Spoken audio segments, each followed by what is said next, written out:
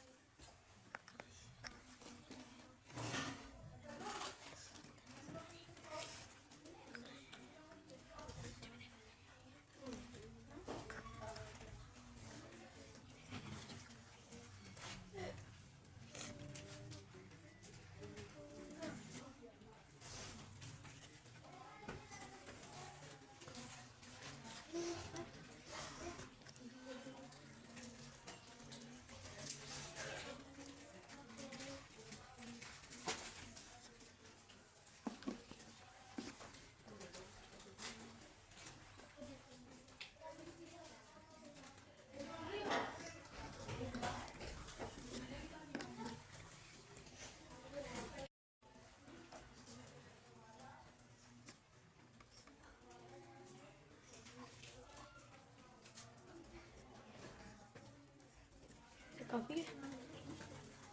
9 minute से ऊपर हो गई है जी। बस।